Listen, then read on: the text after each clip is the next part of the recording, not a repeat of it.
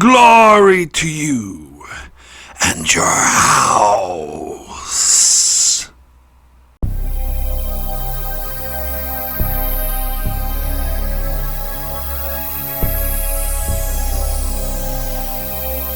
Hello and welcome to Enchantment of Eternity's review for Apocalypse Rising, which is episode 1 of season 5 of Star Trek Deep Space Nine. This video is a part of a series of videos where I review every single solitary episode of Star Trek, one episode at a time. In this video I cover the 5th season premiere of Deep Space Nine, Apocalypse Rising. So Apocalypse Rising is the episode in which Sisko, Worf, Odo, and O'Brien go undercover as Klingons to uncover Gowron, who they believe is a changeling.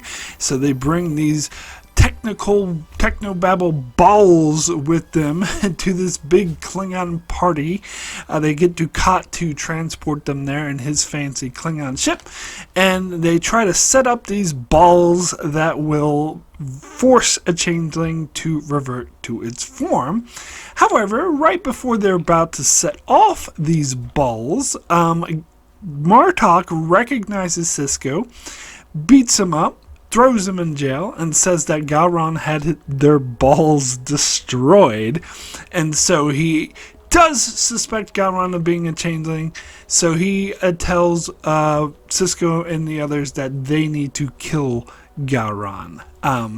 However, when they go off to do that, Odo deduces that Martok is acting a bit strange and figures out that he, in fact, is the changeling, not Gowron. And he announces such right before Worf is about to kill Gowron. Instead, he outs Martok, who shapeshifts and starts strangling Odo, and then everyone murders the changeling. Gowron thanks Sisko and the others for doing this big favor for the Klingon Empire, and so he agrees to a ceasefire with the Federation and to continue talks, which is the last thing that the Dominion wants. And Sisko and the others return to the station victorious. So,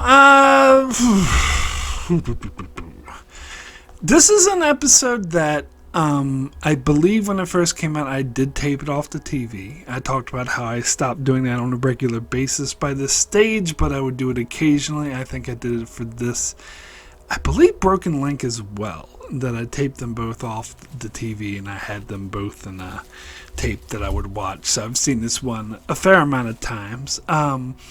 Pretty familiar with it, and when I first saw it I convinced myself it was great. Oh, isn't this a great two-parter? But don't think as kindly of it in retrospect. However, I will say it is hard. This is a hard episode for me to quantify, like exactly how much I like it. For some reason it's hard for me to say, because I think it's really inoffensive, but it's also doesn't really stand out at the same time. Like, there's nothing wrong with it, but it like ticks all the boxes that you would expect an episode like this to tick, and doesn't really go beyond that. So it's kind of like, it's not bad, but it's fine. I can't say there's anything wrong with it, although I do have one big complaint about this episode, and if you've been watching any of my season 4 video reviews, you already know what it is, because I've complained about this repeatedly, and I'm sure people are sick of hearing me talk about it. In fact, I know one patron supporter in particular who left a comment saying that they're going to fall asleep when I talk about this. But the Klingons being the enemies, yes, I do have to bring that up yet again. So this makes it worse, in my opinion, because they start a hot war that starts between seasons, and the Klingons are at war. Like, they're Federation ships attacking Klingon ships and Klingons attacking Starfleet ships. They even get a first-hand account in this episode of a Klingon who beams aboard the Starfleet ships and kills a helmsman like a Tellarite, and then like beheads Benzite. So like gory details of Klingons killing Starfleet officers, and that's, you know how much I'm against this. I'm like, season 4 is bad enough when the Klingons were like in the Cold War and being kind of villains, but here they take that extra step of no, they're in a hot war, which bugs me to no end. Now, apparently, I talked about this a little bit in my review for Broken Link, but apparently the writers were, well, they didn't want to do the Klingons, make the Klingons their enemy, and I think that kind of shows that they managed to weave it into the existing storyline by saying, oh yeah, there's a line in season 3 where Founder says that the Klingons and the Federation are the only real threat and they won't be a threat for long, so that's the way we can weave in this Klingons being enemies storyline into the show. Let's connect it to that. But really they were forced to do so by the studio, and they did not want to do it. And apparently the decision was made at the end of season 4, and that's why they came up with the episode Broken Link, to try to undo this, or at least wrap up this storyline so they can move on to bigger and better things with Cardassians, Dominion, that sort of thing. However, my issue is it's not like they didn't actually wrap it up in this episode. They made it worse by making it a hot war. And at the end of the episode, they agree to a ceasefire, but there's still hostilities between Starfleet and the Klingon Empire by the end of the episode. And in fact, just 3 episodes later, there's going to be a flat-out Federation colony that's attacked by the Klingons. Apparently, they didn't get the memo about the ceasefire or whatever. And I'll get to that episode when I get to that episode. I hate that episode mainly because of that, although not only because of that, but I'll get to that episode. But it kind of makes it so I couldn't like it at all. I mean, they should have just waited until next year to do that episode and do it with the fucking Jim Hadar. But anyway, sorry. Or just wait till the end of the season to do it.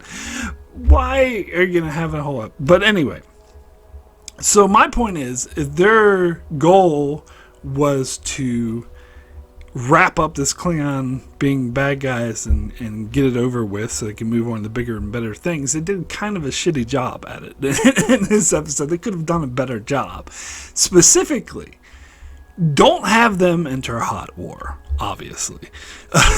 Don't have a hot war going between seasons. Have the threat of the war, because that's what season 4 ended with, Gowron saying Arcanus will be ours. And so the episode begins where there's a 3-month period off screen when the Klingons already started a war. Don't do that. Instead, have that threat still linger there. Or like have it like escalate, like, oh, the Klingons are putting their ships into place and they're threatening war and things are getting really serious.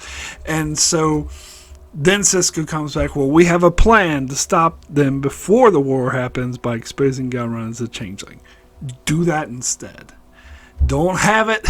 I feel like they just had the war so they could up the stakes, have, the runabout's being attacked by Klingons, or, let's have this one Klingon talk about ripping this guy's head off so Sisko can beat the shit out of him. Like, it's not worth it. It's not worth it. Just don't do that, number 1. Number 2, at the end of the episode, when Sisko exposes Martok as a changeling, or Odo, really, and Gowron's like, oh, thank you for doing this for the Klingon Empire. Sisko, here, look at these are the Kenmore Accords, re-sign them. Now, I know some people would think that's a bit too fast, but if you don't do a hot war, it won't seem like it's too fast. Like, I understand the way the episode is with the hot war would seem too fast for them to go from a hot war to all of a sudden being allies again. So don't do the hot war. Like, in the actual season, it's not until all the way up until episode 15, halfway through the season, that they finally do get Gowron to sign the Accords. If your goal is to wrap up this Klingon being enemies, fucking do it! Do it in the very first episode. Get the storyline over and done with. I agree, but you're dilly-dallying about and taking your sweet time and waiting till halfway through the season. Why? If you want it over with, I want it over, get it over with. Like, immediately, if not quicker. And, yeah, so, this, of course, is my main complaint about the episode. The main thing that bothers me about it. Yeah, is that they should have done that. Like, I kind of feel like, you know, at the end when Gowron was like, oh, thank you so much for saving the Klingon Empire. You did this huge service for me. And then they're like, okay, well, can you call off your troops and call ceasefire? He's like, no, war's already started. And I'm like, what the fuck are you talking about, big eye? Like, the whole person who was pushing war, you found out was a changeling. So you know for a fact, like indisputable fact, that this whole war was orchestrated by the changelings in order to weaken both Starfleet and the Klingon Empire. And your instinct is to let them do that? Like, what kind of fucking moron are you? Which is why I think they should have taken the extra step of, here, Klingon Accords, the Kittimer Accords, sign them. Done. Get it over with immediately. Don't wait until halfway through the season. But the thing that really bothers me about there being a hot war between Starfleet and the Klingons in this episode is that halfway through the season, when they reinitialize the Kittimer Accords, it seems to, I don't know, it seems kind of out of whack. Like, it goes from Klingons killing humans and other Starfleet officers and ripping off their heads to, oh, now we're the closest, best of friends, closest of allies, we're all good buddies, best buddies, and we're going to war with the Dominion. Like, they don't even, like, keep any sort of residual tensions between the Klingons and the Federation. Like, for example, when the Romulans become allied with them and the Dominion, against the Dominion, they're still like an uneasy ally. They're still like have a lot of tensions between them. The Romulans and Starfleet really don't trust each other, but with the Klingons, they just instantly become the best of friends. Now, don't get me wrong, I'm not complaining that they're instantly the best of friends, and I'll get to that when I get to that episode. What I am complaining about is that they were in a hot war in this episode, and then just 15 episodes later, they're the best of buddies. So they never should have been in a hot war to begin with. It's whiplash. I don't buy it. It's speaks of like the contrivance of all of a sudden, yeah, we're going to make the Klingons friends again. Like, if you just had the Cold War tensions of Season 4, then I would have been fine. I would have totally bought that the Klingons could have gone back to the best of buddies. But to the point where Klingons and Starfleet officers were actively, like, killing each other and destroying their ships, it's a bit harder to buy. Now, as far as Martok being the changeling, it is beyond obvious to me that that absolutely was not their intention when they ended Season 4. When they said Gowron's a changeling, it's obvious to me that that's what the writers intended to be. They intended it to be the case that Gowron was a changeling.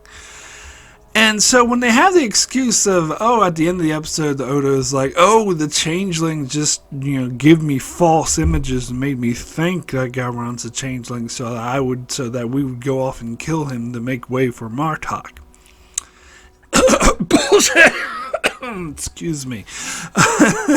You know, that reminds me a bit of like the whole thing with Kylo Ren and the Star Wars sequel things when he said that Rey's parents were nobodies, and then people were like, oh, I think he was just lying, and then the next movie they reveal, oh yeah, no, he was just lying. But here's the thing, and I brought this up before because it's a good analogy.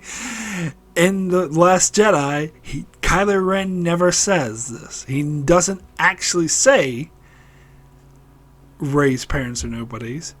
He hints at it, and Rey figures it out herself. She can sense it. She's like, oh, my parents are nobodies. She figures it out. He doesn't say it to her. And so to retrospectively say, oh, he was just lying. But he never said it. So how could he be lying? I guess he could be putting out false images through the Force or whatever bullshit, but it's weak sauce, and you definitely can tell that was not the original intention. Same thing here. Oh, the changelings were putting out false imagery of it. No, they weren't. That really wasn't the intention. You could tell it wasn't the intention. That because Odo was saying, oh, they were hiding something from me. There was lots of images, and one of them was Gowron. Like, I suppose the changeling could pretend like they were trying to hide it from him, but really, like, they were like, but come on. No.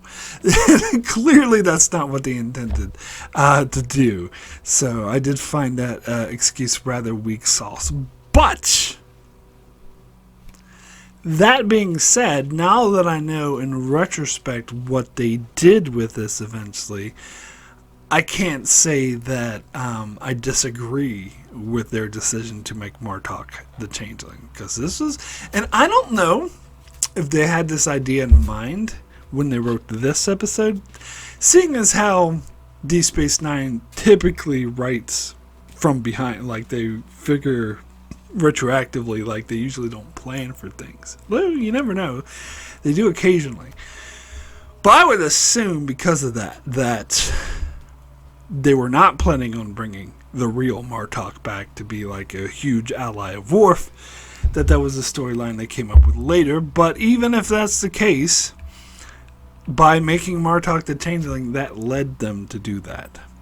Which is, again, I've said this before when I was covering Season 4, this is what they should have done from the very beginning. If you want to bring Worf on board, you want to make the Klingons a thing, then have the Klingons come on board and be friends with Worf and have a contingent on DS9. What they eventually did in Season 5 for the rest of the show's run. Do that from the beginning. Said that before. But anyway, too late now when I'm watching this. And when this is aired or whatever, when this was being created. So set up for that and do what you should have done in the first place. Next best thing. So in that case, I can't really complain. Because if they made Gowron the changeling, then Martok would still be a dick. And so it's much better, meaning the real Martok, who's actually a really nice guy. His son disappears, but it's okay. What son, huh? What are you talking about? He's hanging out with the Nagus' son. He got erased from time. Anyway,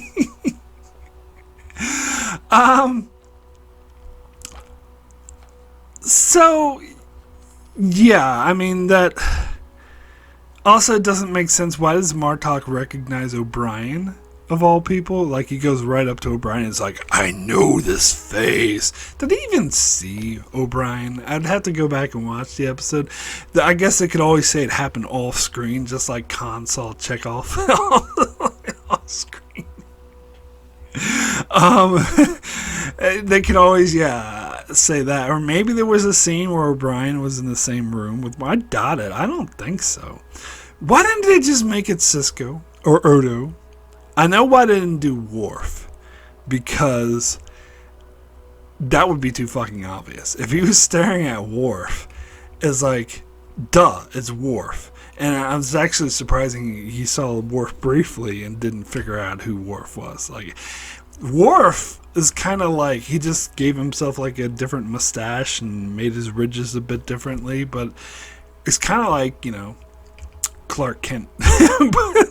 Superman putting on glasses to be like, oh, who is this other person? So yeah, that was a shitty disguise. So if anyone should have been recognized, it should have been Worf. But that, if not Worf, then Sisko. Because he would recognize Sisko, but not O'Brien. But anyway, it's neither here nor there. I mean, there's a theory out there, since we know that this is Changeling is Martok, that he recognized them instantly, because in fact he knew they were going to be there, because the whole plan was to try to get Starfleet to assassinate Gowron. The only reason why he stopped them is because they weren't trying to kill Gowron, they were trying to use their little balls. And so that's why he captured them and gave them the only option left was to kill him, because that's what they wanted. The whole point was, if, you know, the Federation came in, Starfleet officers came in and assassinated the Klingon Chancellor, then the Klingons, that would be a reason for the Klingons to go even harder on the war against Starfleet. And also, it would allow Martok to take over the Klingon Empire. So that was the plan. Another flaw with this episode, I just said I didn't really have any issues, but I do have. They're more like nitpicks. But the other nitpick I have is when Martok, Changeling, when Odo comes out and is like, Martok's a changeling, he shapeshifts into the thing and starts strangling Odo. Why? Like, why? You're just giving away. I mean, just because Odo says he's a changeling doesn't mean like the other Klingons are going to instantly believe it.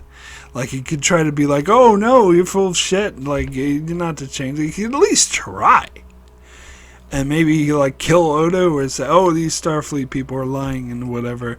But instead, he gives himself away so that the other Klingons instantly kill him. It's like the dumbest thing he could have done. Not saying, just saying. I guess he just gave up. Like, I heard someone said, oh, like, he tried to kill Odo because he knew he was done for, and so he wanted to kill Odo before they got a chance to kill him. Which, how can he be done for? All Odo said is he's a changeling. Why would all these Klingons believe Odo? But anyway.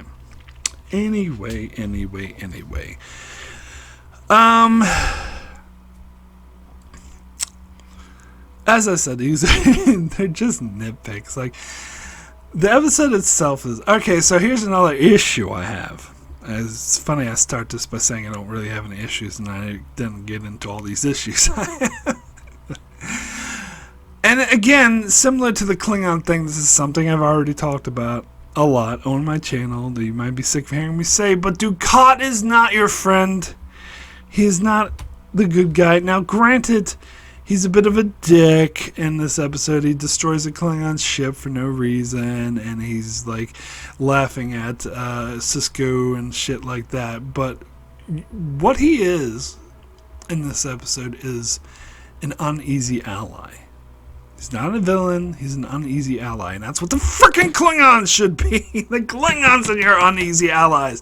Dukat is your enemy. He's the villain. He's fucking Hitler.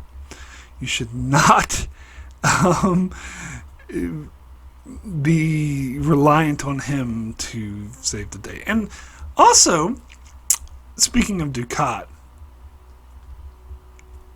this is pretty much just a direct ripoff of Unification of the Klingon, of when Picard and Data wanted to go into Romulan space, so they needed a Klingon ship, and the Klingon guy is being kind of like an asshole to him. This is the exact same thing with Dukat. They're like, oh, we need a Klingon ship to get into space, so let's get Dukat, and Dukat's being an asshole to them. The same way. It's like almost the same story.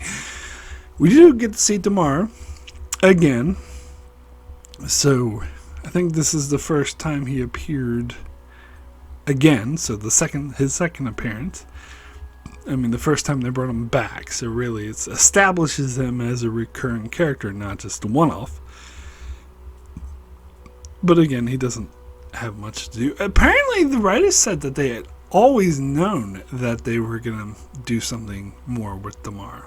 So it does make me wonder how much they had planned in advance, or they just had a feeling they would do more with him. Because I have a feeling, like, even at this episode, that they were still planning on, like, doing an ongoing storyline with Dukat and the Klingon ship. I don't know. I could be wrong. Maybe they were always... I don't think they were. I really don't think at this stage they were planning to do what they did halfway through the season with Dukat joining the Dominion. I don't know. Maybe I'm not giving them the benefit of the doubt, but I really don't think they had that plan. And then you have Odo moping around. Like, I talked about this in the Broken Link, how that episode ends with Odo being like, oh, you know, all I have left is my job. Just let me do it. In this episode, he's like, I don't give a shit about my job. It's not really interesting to me anymore. I just want to sit here and drink all day. To me, that was a 180, total change for character. Now you could try to argue that, oh, maybe at first he thought that he just wanted to do his job, but then he found his job unfulfilling and then became all depressed. Yeah, I mean, sure. But no, it's obviously a retcon. That wasn't their intention. Although when he's sitting there, you know, looking at his drink and like, he's like, do you hear that? And he was like listening to the bubbles. I think about this scene a lot because I actually I do this myself because every once in a while I'll try to do this thing called meditative eating. I heard about when I did like meditation courses and stuff in the past. Is instead of when you got something, especially something really delicious that you want to eat, instead of just going and just gobbling it up, eat it very slowly and sort of meditate and just take in all the flavors and sensations and just really like concentrate on it. Because there are times where I'll be eating like really fast and I'll be thinking, I'm not even like paying attention to what I'm eating, so I'm not really enjoying all the sensations. And so I do that sometimes when I'm drinking like a really good soda. I might sound silly, but like not Coke or any of those like pop, you know, the mainstream shit. But if it's like a really good like draft root beer or like some good San Pellegrino blood orange or something like that, or some like orange juice carbonated beverage, like something really tasty. And sometimes that can be like the best sensation. I would drink this and I'm just like complete nirvana. I'm like, oh my god, this is so good.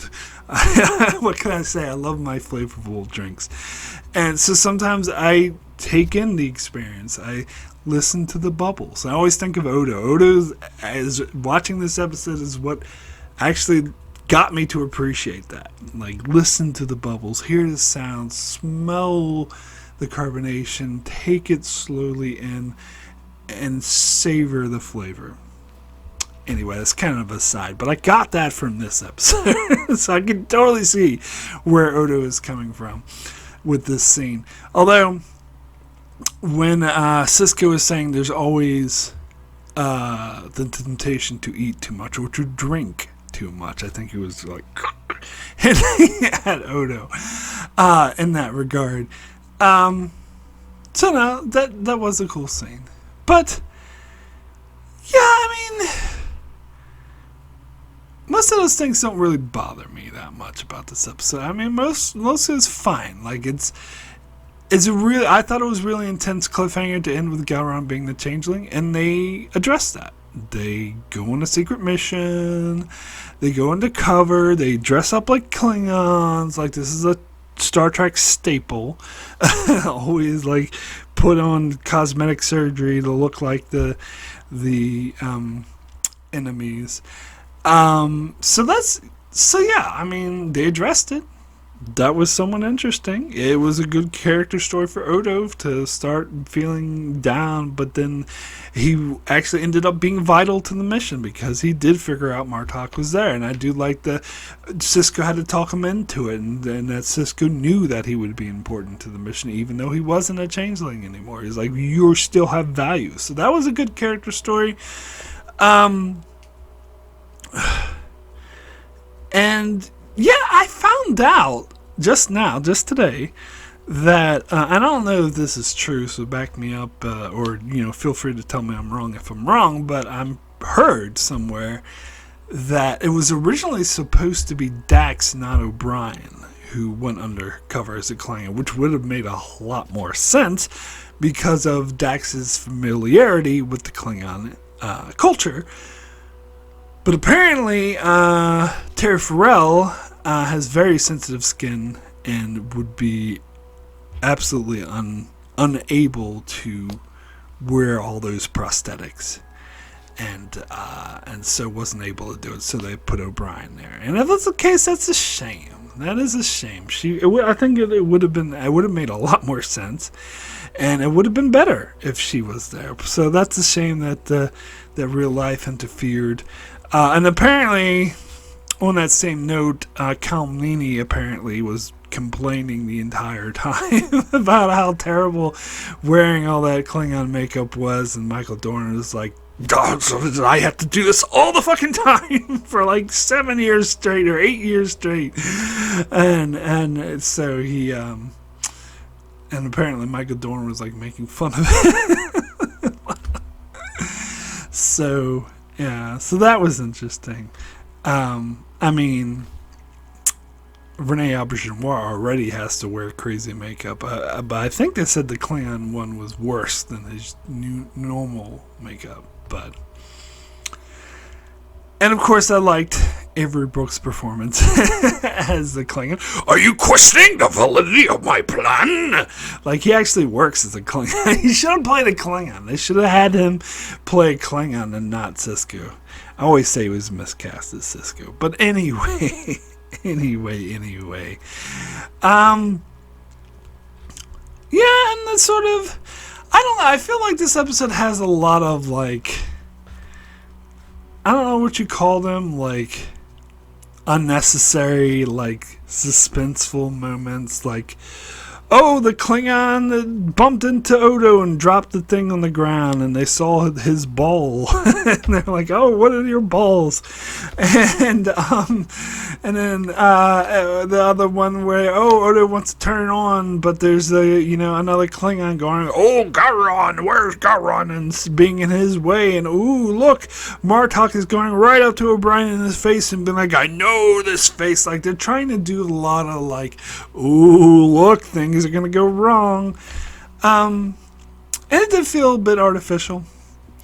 But, on the other hand, I do think that there was a sense of tension, a sense of eeriness, the whole, it kind of reminded me of like the Mirror Universe stuff, or at least when it was good, like crossover in Mirror, where you have that sense of unease with these four characters are in the lion's den, and they could, if they're found out, it would be very horrible. So it's just tension in the air.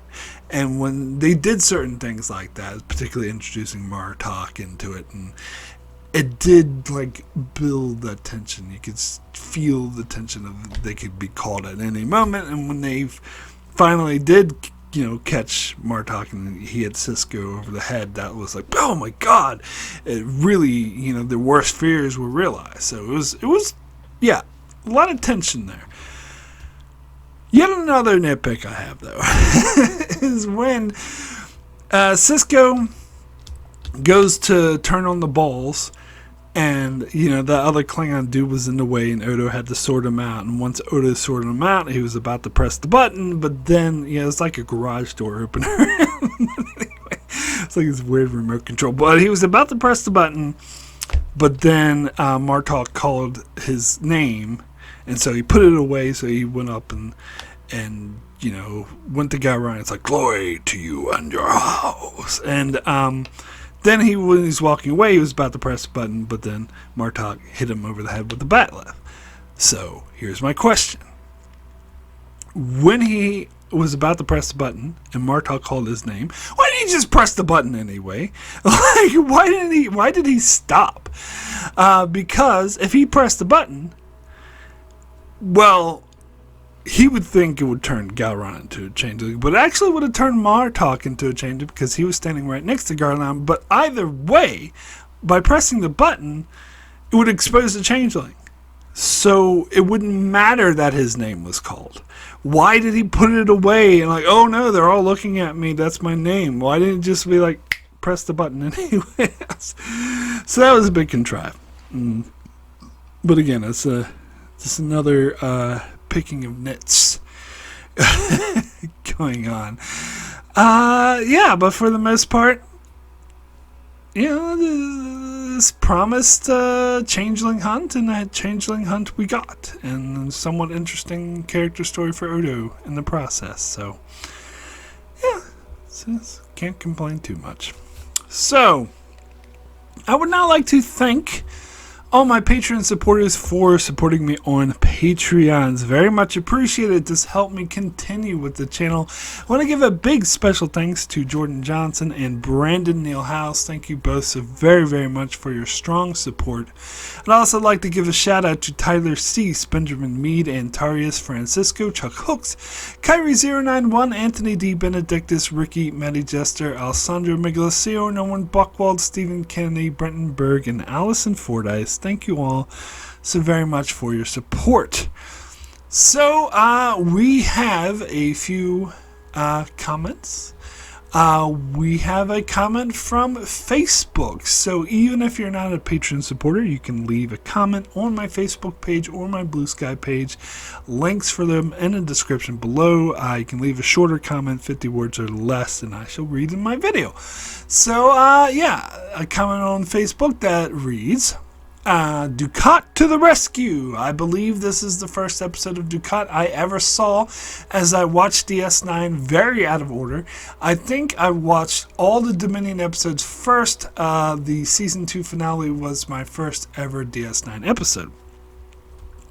Well, that's kind of how I showed D Space Nine to my now ex-wife, who at the time was my fiance.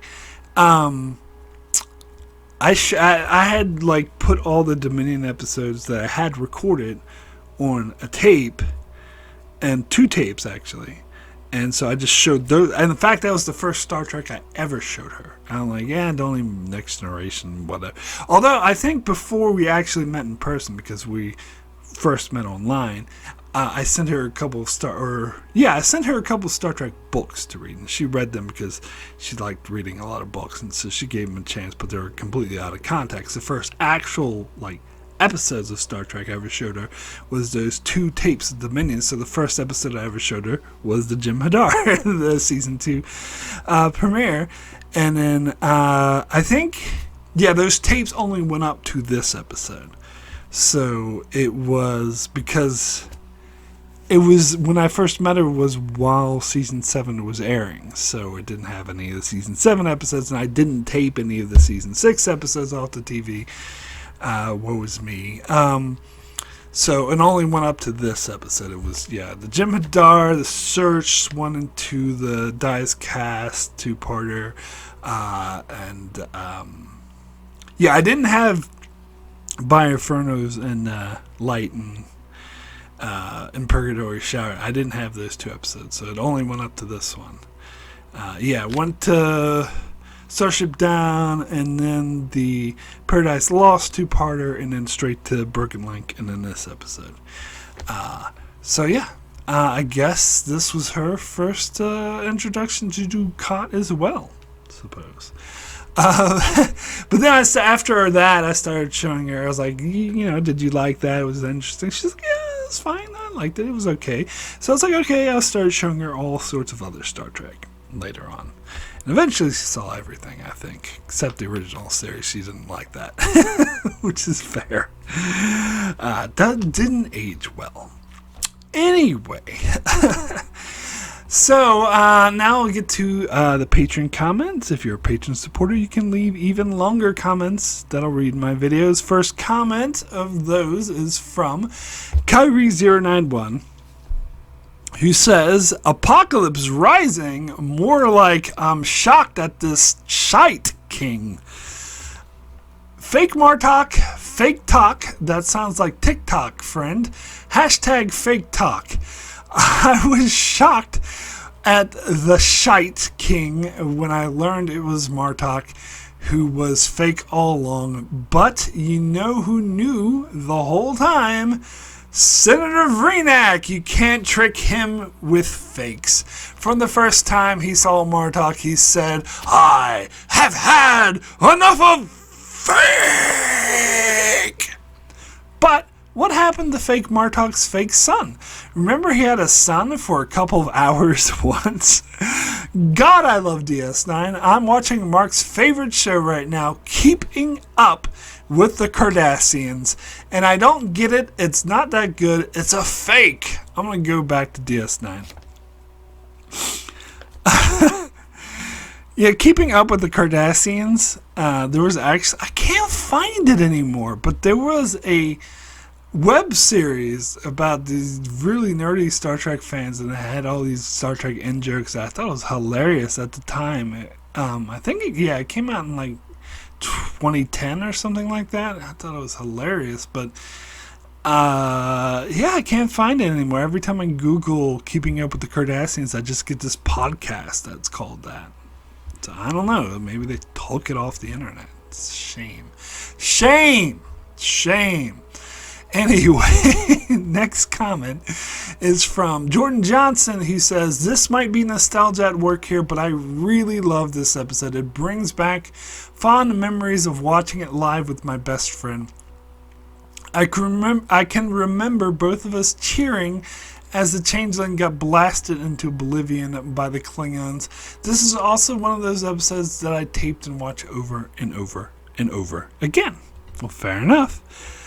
I had a very different experience with watching this episode, but that's interesting though, that when you do have a good experience watching the episodes, it tends to stay with you more, absolutely. But with me, and this is something I'll get more into as we go into Season 5, because I mentioned before how I think Season 5 of DS9 is maybe one of the weaker seasons of DS9. I think it's kind of bland, but part of that might have to do with the fact that when the season aired, I was like really depressed. And as I said, I'll talk about this more. So that might have colored my experience. In fact, this episode in particular, every time I think about what it brings up, the memories it invokes is memories of feeling down and depressed, and it's like comes attached with this blandness, which I think is colored from my experience. So I had quite the opposite experience. But anyway, when I do it for these reviews, though, I try to judge the episode on its own merits, which I will try to do throughout Season 5 of DS9. But I just can't help but wonder if my personal experience has colored those opinions, maybe unwittingly. Anyway, next comment is from Stephen Kennedy, who says, this should have been the end of the Federation Klingon War, but unfortunately, I guess Ira Stephen Bear wanted to do a mash episode. Miles is a terrible Klingon. Why was Dax not sent on the mission instead? Sisko was great as a Klingon. Odo is just Odo, I guess. When Mark starts crying about the Federation Klingon War, I will go to sleep again like I usually do. So my rating for To the Death is 10 out of 10. The Quickening, 10 out of 10. Body Parts, 8 out of 10. Broken Link, 8 out of 10. In Apocalypse Rising, I met J.G. Hertzler years ago at a convention, 9 out of 10. Oh, I'm sure he would be a cool guy to meet. I reckon that he would be very friendly. Yeah, I know, you go to sleep. So you went to sleep earlier when I was talking about the clay, but I have to. I'm sorry, I have to. Don't worry, you won't have to put up with this, I think, anymore. Oh, no, one more episode, which you mentioned, the whole MASH thing. But after that, there are no more Klingons being bad guy episodes, so you won't have to put up with it much longer. Next comment is from Antarius, who says, of course, in a TV series, we see our characters doing the missions, but in the real world, it would absolutely make no sense to send Sisko and the others to the Klingon stronghold. There are certainly spies who are more trained in infiltrating the Klingons, so they don't need the training by Worf. In addition to that, it's not wise to have Sisko send from the station in such a critical time, and Worf is quite famous. I assume most Klingons would recognize him right away. This really bothers me. Being a Klingon leads to more annoying overacting by Avery Brooks. A smaller thing that bothers me, the Polaron radiation emitters are supposed to be lethal if used twice in the same person. Star Trek always treats radiation like this, but there's no safe dose for all radiation can cause bad things. There is no clear limit. I think I made my opinion on Klingons clear in the past. In addition to that, long scenes of celebration were boring. We have it. Sorry.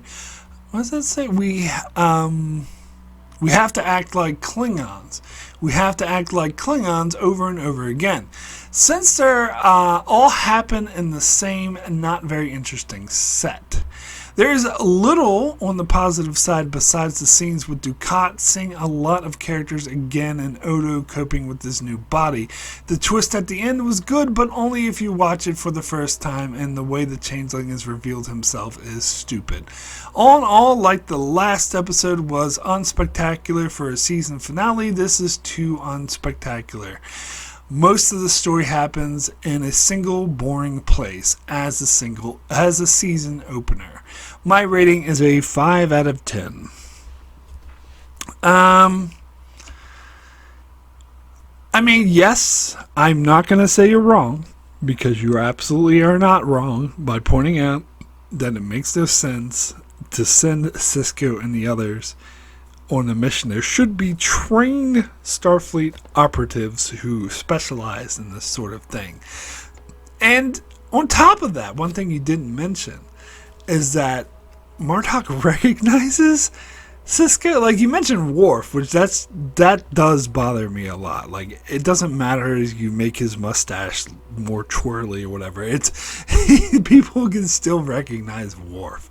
But even that, like Sisko, why don't you send someone undercover which none of the Klingons will recognize? So you absolutely are not wrong, but it doesn't bother me as much because I've gotten used to these cliches in television, especially in Star Trek, like why they send Picard, Beverly, and Worf to his Klingon planet. Like, I know, Picard's an expert in this radio wave thing, whatever. Like, seriously, there are no other experts. You have to send a Starfleet captain on a dangerous mission that could get himself, like, one of them, but captain of the flagship, no left. So, yeah, I'm just kind of used to it. I'm desensitized to this kind of thing because they're the main characters of the show.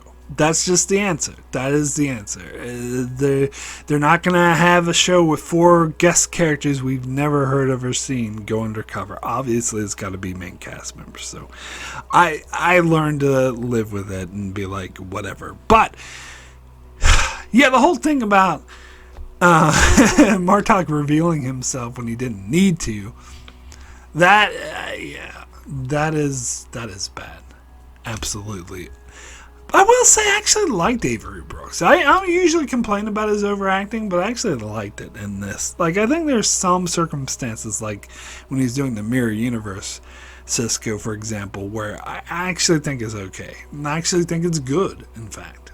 And then being a Klingon, I think it was funny. Are you questioning the validity of my plan? Anyway. Yeah, and I don't see Dukat as a good part of the episode. But, yeah, that's my axe to grind, I guess. And something else I complained about a lot. Anyway, next comment is from Norman Buckwald, who says, so, why wasn't the hostility with the Klingons simply resolved at the end of the episode? Reinstating the Kittimer Accord should have been brought up here and not for yet another half season. I actually do like the twist that it turns out it is Martok and not Gowron. Given that, this episode secures the notion that Gowron is an idiot. Like, Changeling Martok had Gowron see some damning Cardassian footage going bonkers supposedly in Portland or something like that. Nice for once that the science worked fine on all of them, i.e. none of them got drunk from the blood wine. Yeah, I agree, it should have been Dax and not Miles on the trip. We saw female Klingons being honored at this event, so it's not because of any supposed sexist things like women could not be on the High Council or something like that. This is not Ferenginar. Excuse me. Of course, most interesting is Dukat's behavior in this episode. Already, this episode seemed to be already to convey a course correction of his character when you think of it. The way he just destroys the ship and then leaves Starfleet team with no plans to even try to rescue them. It is odd Sisko did not at least try to communicate such a need before then, and Sisko never made it clear this was a suicide mission, so there are some logistical issues in this episode that still fall flat. And a year later, Odo thinks nothing linking with the female shapeshifter when it was clear that they collectively gave Odo obvious false information now, didn't they? Why would Odo even trust he can link with her and keep secret Kira's resistance on the station is well beyond me. I almost wonder if the discovery that Rom was the one who created these self-replicating minds may have come to her from linking with Odo himself when you think of it. Regardless, a compelling story, but due to some plot flaws, I cannot give this episode more than 7 balls that must be set just right to expose the changeling out of 10. Balls. Anyway,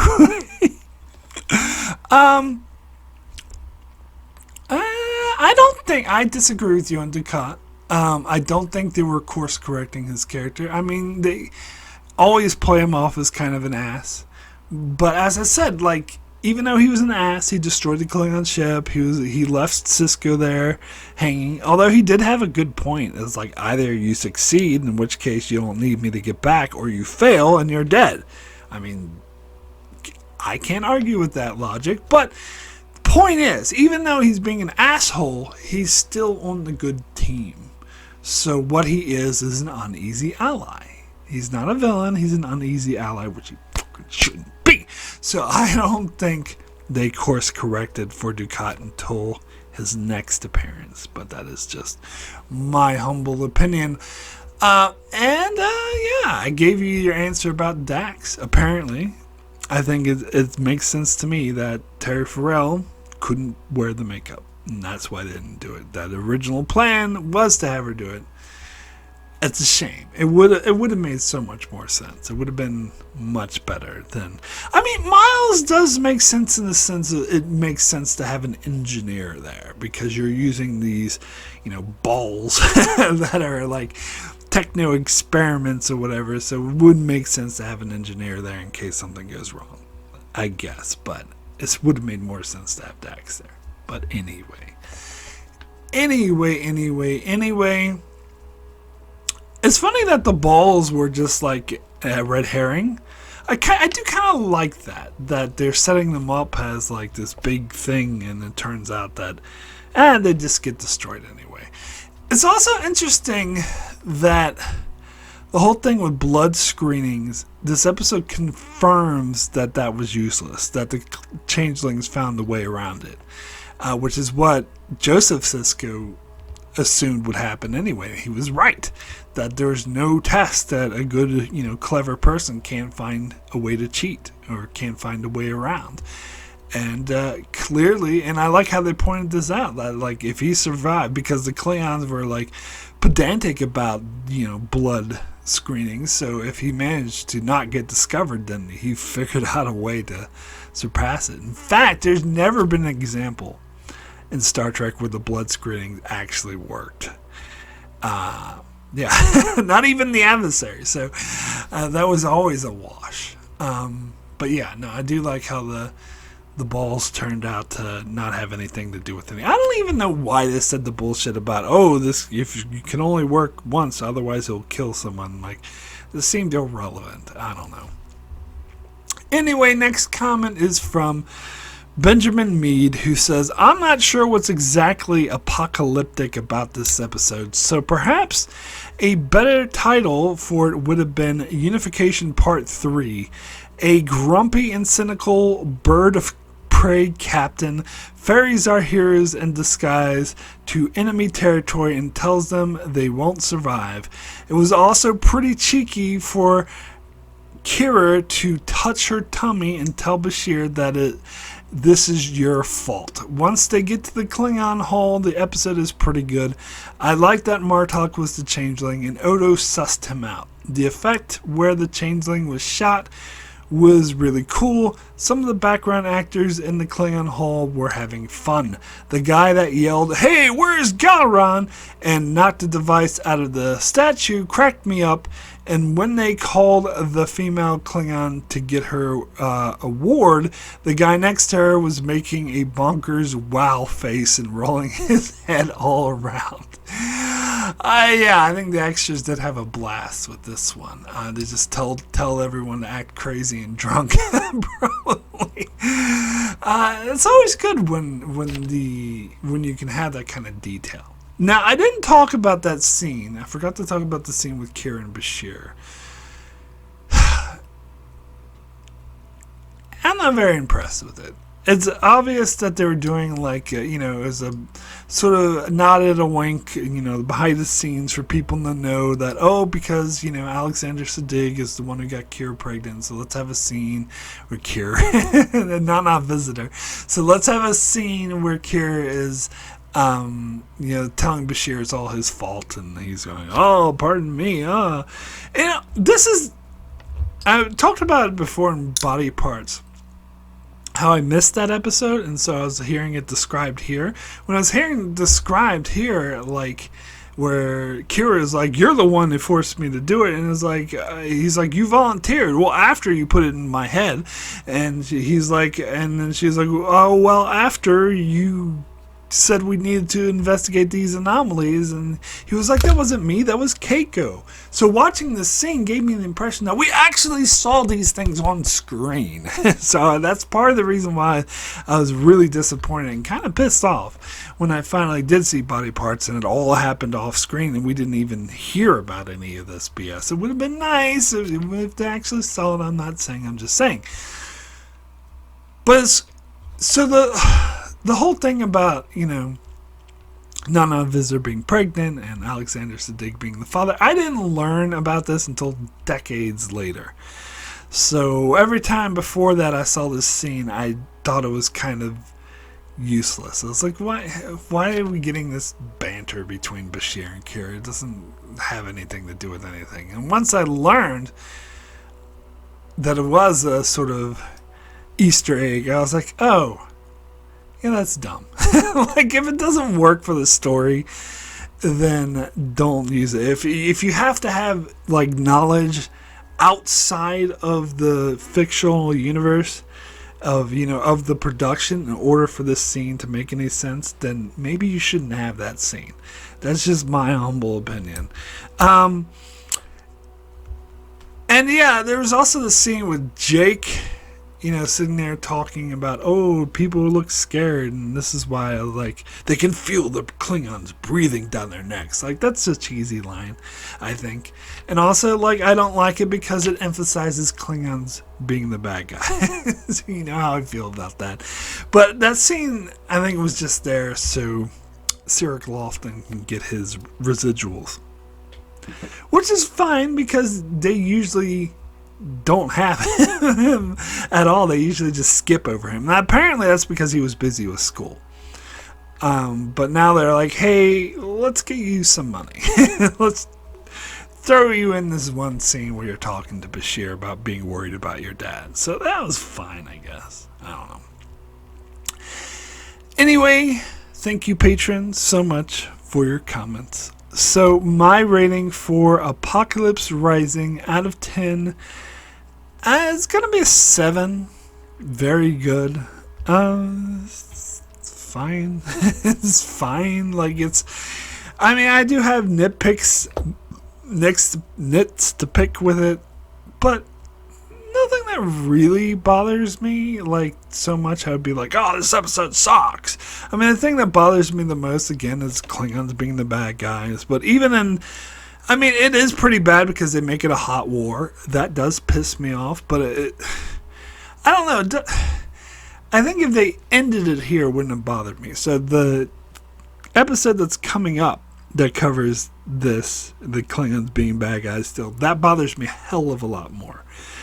So I'm willing to sort of give this one a bit of a pass on that, and plus I don't like seeing Dukat as a good guy. Even if he's an asshole, he's still a good guy, and I don't like that. But, there's nothing too offensive. Like, this episode has a good character story for Odo and Sisko, like Sisko being on trying to motivate Odo, and Odo being the one who figured it out. And, like, it was tense. So they did a good job with the tension that, these Klingons, hiding as Klingons could be caught at any moment. So, yeah, it's fine. It's fine. It is an inoffensive episode. Anyway, that is it for my review of Apocalypse Rising. If you enjoyed this video, please be sure to leave a like, subscribe, that sort of thing helps me out a lot. And if you really want to support the channel, you could do so by supporting me on Patreon. There are links to that in the description below. I have different rewards for different tiers, such as pre-releases, a series of patron-only videos that I do where I release videos specifically, only exclusively for Patreon supporters, where I revisit reviews that I've already made, and other stuff you can check out if you're so inclined to do so. Alright, so let's see what's coming up next on the channel. Wednesday, I'll be reviewing the Voyager episode, False Prophets. On Thursday, I'll be over on Patreon for one of those patron-exclusive videos revisiting my review for The Ship. And then on Saturday, back to Voyager on my main channel to review an actual good episode in Season 3. Probably the only one in early Season 3, Remember. And then next Monday, back to DS9 with my review of the episode Looking for Parmak in all the wrong places. So that's what's coming up on my channel. Be sure to check it out as I continue to cover Star Trek Deep Space Nine and Star Trek Voyager and many other videos on Star Trek and other shows as well. So be sure to subscribe so you can keep up with all of that. And thanks a lot for watching.